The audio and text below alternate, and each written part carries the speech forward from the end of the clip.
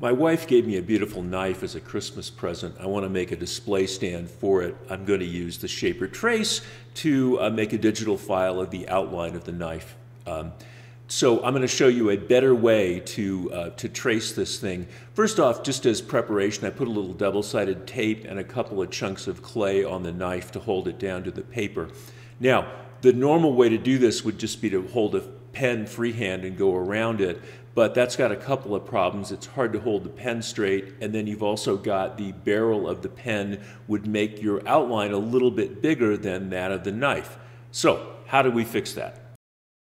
We fix that through a gadget I made called, I call it the tracer, and it's got this little feeler, and the pen is lined up just on the same plane as the feeler. So I'm going to take that feeler, run it around the knife, this is now in real time, and make a tracing.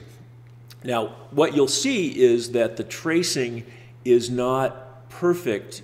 You know, if I was doing artwork with it, it would look terrible. You'll see that in a minute because it goes outside the line. But that tracer tool keeps that pen from going inside the line, inside the contour of the knife. And because of that, I can use the capability of the Shaper Trace software to actually make myself a pretty clean file, even though, you know, you're going to see that my pen work looks terrible. By the way, I'm going to have a build video on this tracer in about a week. So here's the outline. You know, it looks bad, right? It's got the squiggles on the outside of it. It just doesn't look very clean. But I'm going to take it into the Shaper Trace software and fix all that. The Trace software lets you choose centerline or outline. Here I used outline because I can select the outside of that pen line and delete it and just leave myself with the inside of the pen line and a very clean file. I'm going to save that and it'll go right over to my Shaper Origin for cutting.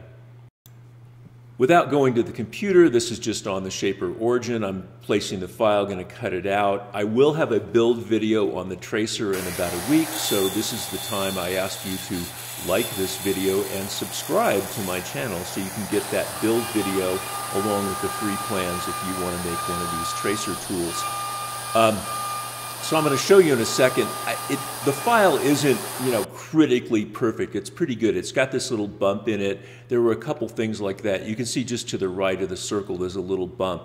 And, you know, when I look at what cutout I actually did on this, I can actually feel the little bump right there.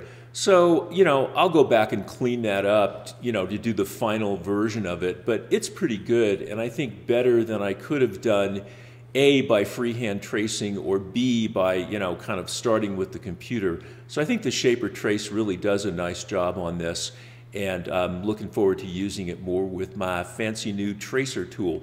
Anyhow, I remind you again, please like and subscribe, and I hope to see you back on the channel pretty soon. Thanks very much. Bye.